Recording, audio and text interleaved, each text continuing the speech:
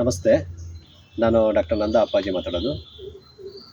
ಶ್ರೀ ಕಲ್ಯಾಣ ಚೌಕಿಮಠ್ ಜೀವವೈವಿಧ್ಯ ಶಿಕ್ಷಣ ಮತ್ತು ಸಂಶೋಧನಾ ಕೇಂದ್ರದಿಂದ 3 ದಿನದ ಕಾರ್ಯಾಗಾರ, ಸಸ್ಯ ಕುರುಳಾಂಧತೆ, ಅದನ್ನು ನಾವು ಪ್ಲಾಂಟ್ ಬ್ಲೈಂಡ್ನೆಸ್ ಅಂತ ಹೇಳ್ತೀವಿ, ಮತ್ತು ಫಿನಾಲಜಿ ಅಂದರೆ ಸಸ್ಯಗಳ ವರ್ತನೆ, ಇದು ಯಾವ ರೀತಿ ಆಗುತ್ತೆ, ಇದರ ಅವಶ್ಯಕತೆ ನಮಗೆ ಏಕೆ ಇದೆ, ಇದರ ಹಿಂದೆ ನಾವು ಏನನ್ನು ಕಲೀಲಿಲ್ಲ ಇಲ್ಲಿವರೆಗೂ, ನಾವು ಸಮಾಜಕ್ಕೆ ಯಾವ ರೀತಿಯ ಶಿಕ್ಷಣವನ್ನು, ಸಂಶೋಧನೆಯನ್ನು, ಜೀವವೈವಿಧ್ಯ ವಿಷಯವನ್ನು ಇಲ್ಲಿಯವರೆಗೂ ಕೊಡ್ತಾ ಬಂದಿದ್ದೀವಿ. ಇದರಲ್ಲಿ ಏನನ್ನು ನಾವು ಸಮಾಜಕ್ಕೆ ಮತ್ತು ಶಿಕ್ಷಣದಲ್ಲಿ ವಿದ್ಯಾರ್ಥಿಗಳಿಗೆ ಮತ್ತು ಸಾಮಾಜಿಕವಾಗಿ ಏನನ್ನು ನಾವು ಕೊಡಲಿಕ್ಕೆ ಆಗಲಿಲ್ಲ ಅನ್ನೋ ಒಂದು ಪ್ರಯತ್ನನ ನಾವು 3 ದಿನದ ಒಂದು ವರ್ಕ್ಶಾಪ್ನಲ್ಲಿ ಶ್ರೀ ಕಲ್ಯಾಣ ಚೌಕಿಮಠಲ್ಲಿ ಮಾಡ್ತಾಯಿದ್ದೀವಿ.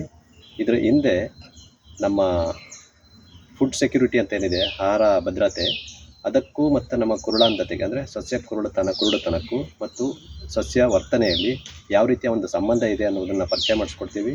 ಈ ಪರಿಚಯದಿಂದ ನಮ್ಮ ಜೀವ ವೈವಿಧ್ಯತೆ, ನಮ್ಮ ಶ್ರೀಮಂತಿಕೆ ಎಷ್ಟಿದೆ ಅನ್ನೋದನ್ನ ನಾವು ಪರಿಚಯ ಆಗುತ್ತೆ. ಇದನ್ನು ನಾವು ಒಂದು ವರ್ಕ್ಶಾಪ್ ಮಾಡಿದ ನಂತರ ಒಂದು ಸರ್ಟಿಫಿಕೇಟ್ ಕೋರ್ಸ್ ಅಂತಲೂ ಸಹ ಮಾಡಬೇಕು ಅಂತ ಇದೆ. ಹಾಗಾಗಿ ಅತಿ ಹೆಚ್ಚಿನ ಸಂಖ್ಯೆಯಲ್ಲಿ ಈ ಒಂದು ವಿಷಯವನ್ನು ತಿಳಿದುಕೊಳ್ಳಲು ಎಲ್ಲರೂ ಭಾಗವಹಿಸಿ ಅಂತ ಮನವಿ ಮಾಡ್ತೀನಿ. ನಮಸ್ತೆ.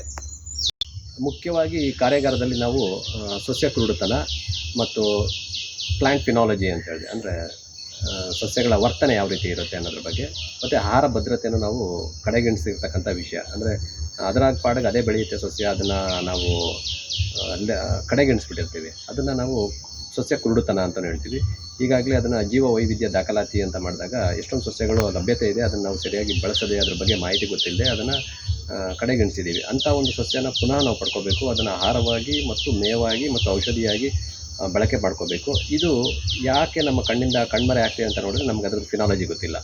ಫಿನಾಲಜಿ ಯಾವ ಸಮಯದಲ್ಲಿ ಅದು ಎಲೆ ಉಂಟು ಮಾಡುತ್ತೆ, ಯಾವ ಸಮಯದಲ್ಲಿ ಹೂ ಉಂಟು ಮಾಡುತ್ತೆ, ಯಾವ ಸಮಯದಲ್ಲಿ ಹಣ್ಣನ್ನು ಕೊಡುತ್ತೆ, ಮತ್ತು ಪರಾಗಸ್ಪರ್ಶ ಕ್ರಿಯೆ ಯಾರಿಂದ ಆಗ್ತಾಯಿದೆ ಅಂತೇಳಿ ಈ ಫಿನಾಲಜಿ ಮತ್ತು ಸಸ್ಯ ಕುರುಡುತನ ಇದನ್ನೆರಡನ್ನು ನಾವು ಕನೆಕ್ಟ್ ಮಾಡಿದ್ರೆ ನಮ್ಮ ಆಹಾರ ಭದ್ರತೆನ ನಾವು ಸರಿ ಮಾಡ್ಕೋಬೋದು. ಇಂಥ ಒಂದು ಕಾರ್ಯಾಗಾರದಲ್ಲಿ ಬೇಕಾಗಿರ್ತಕ್ಕಂಥ ವಿಷಯಗಳ ಬಗ್ಗೆ ಚರ್ಚೆ ಆಗುತ್ತೆ. ಮತ್ತು ಶ್ರೀ ಕಲ್ಯಾಣ ಚೌಕಿಮಠದಲ್ಲಿ ಇಂಥ ಒಂದು ಕಾರ್ಯಕ್ರಮನ ಏರ್ಪಡಿಸಿ ಎಲ್ರಿಗೂ ಮತ್ತು ಹೆಚ್ಚಿಗೆ ವಿದ್ಯಾರ್ಥಿಗಳಿಗೆ ಅನುಕೂಲ ಆಗೋ ರೀತಿಯಲ್ಲಿ ಈ ಕಾರ್ಯಕ್ರಮನ ಹಮ್ಮಿಕೊಂಡಿದ್ದೀವಿ.